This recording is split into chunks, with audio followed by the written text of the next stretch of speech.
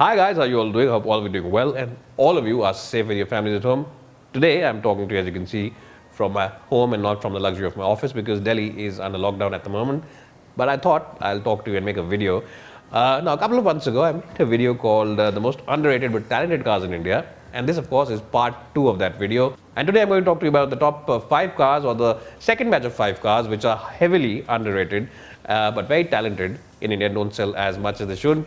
On number 5 on this list is a car that a lot of you have been talking about to me, and that car, of course, is the Tata Tigor. Now, the Tigor is an entry-level sedan. It's a compact sedan, but it doesn't sell very well because its rivals, especially the Honda Amaze and the Maruti Desire, really are strong sellers. But the Tigor in its own right is a very good car. It offers you great comfort, it offers you a very decent engine, and it also offers you very solid build quality, not to mention a decent list of features as well. And the Tata cars are really improving in terms of quality and the interiors and the ambience as well. So the Tigor is very good value for money, and Tata dealers are at the moment offering you some good discounts as well. So the Tata Tigor is at number 5 on this list. Now, number 4 on this list is a car which used to sell very well, but unfortunately over the last few months it really has slowed down in terms of its sales compared to its rivals, and that car is the Honda WRV. It's a compact SUV or a compact crossover rather, but unfortunately because of its other rivals, the fresh rivals out there, people seem to have completely forgotten about this car. And the WRV offers you great interior space. It's one of the best cars for backseat space. It offers you a big boot and also offers you the 1.5 diesel and 1.2 petrol from Honda. The only downside is that you don't get an automatic on this car, especially with the diesel like you do get on the Amaze. So when people go to buy this car at the dealership, they end up buying the Amaze or even the Jazz because they feel that at least with the Amaze you're getting a bigger boot and you're also getting the choice of an automatic in the diesel. So that's the reason that a lot of people avoid this car, end up buying the other car at Honda dealerships. But it's a very good car, you should check it out. And as I just said, it's one of the best cars in terms of space in the compact crossover segment.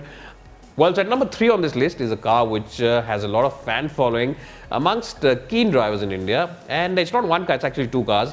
It's the Figo / the Freestyle. Now, both the Figo as well as the Freestyle offer you very good engines. There's a 1.5 diesel, which is really a proven product, and there's of course the 1.2 petrol, which is very good as well to drive. And the driving dynamics of this car really make it stand out from a sea of other hatchbacks or compact crossovers out there, depending on which version you're looking at, if you're buying the Figo or the Freestyle. The good point is, ride quality is very good, build quality is excellent, and of course you get the choice of 6 airbags on the top end versions. So safety wise also, it's a very good car. What you really like about this car, of course, is that if you decide to take it on a long distance trip, on a long distance highway trip, then the engine, the 1.5 diesel, is very quiet, very refined motor, and of course it's very peppy, very responsive.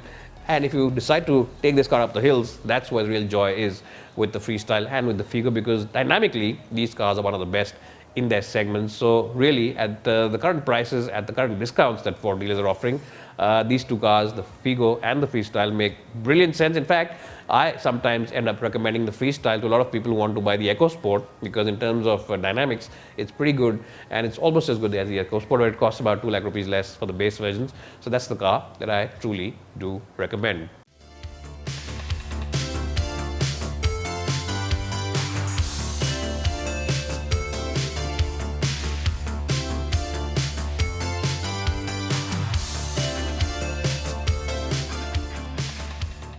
Now, at number 2 on this list is a car which really is very talented, and a lot of journalists also, when they drive this car, a lot of car reviewers when they drive this car, really say positive things about this car. But unfortunately, the sales of this car also aren't that good. And this car, of course, is the Nissan Kicks. Yes, the Kicks is a car which came in 2019, and it had a lot of potential, it had a lot of capabilities, very nice cabin, very good ride quality, excellent diesel engine, good feature list. But unfortunately, it was taking on the mighty Hyundai Creta, and the pricing of this car at that time was seen as very expensive and not very competitive compared to the Creta. So a lot of buyers ended up buying the Creta anyways, because the Creta was already an established brand. But Nissan has now, of course, offered you 1.3 turbo engine in this car with the petrol. And a lot of people now who want to buy an SUV are buying this car or driving this car and figuring out if it makes sense. I think it's a very good package. It's something different from the usual. If you really are in the market for an SUV, a large size SUV or a mid-size SUV, and don't want to spend a lot of cash, you don't want to spend 18 lakhs, 20 lakh rupees, and you want to restrain your budget, I think the Kicks is an exceptional car, and of course with Magnite now, with the Magnite really dominating the market in the compact SUV space, with the Kicks, it's certain that after sales support will be there because Nissan is investing heavily once again in India because of the success of the Magnite. So the Kicks really is a car which should be on your radar, and you should definitely take a test drive of the car. Now, the number one car on this list is a car which a lot of people want to buy, but unfortunately don't end up buying because they say it's becoming outdated. It doesn't look as good as it used to look because it's been there for 10 years. And that car, of course, is the VW Polo. The Polo is still a very good car to drive. It's a very good car for comfort. It's a very good car for ride quality. It's a very good car for build quality. And with the new 1-liter turbocharged petrol engine, it really is a creamy, refined, superb engine to drive.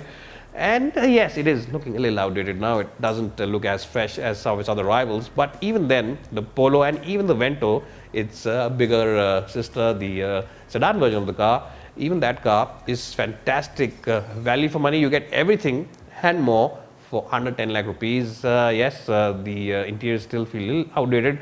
But when you touch them, when you use them, the buttons, the click of the AC knobs, everything is just first rate, and it speaks of pure German quality. It really does feel very solidly put together, and that's another car which should be on your list because a lot of new rivals have come over the last few years, and VW hasn't really upgraded this car as it should have.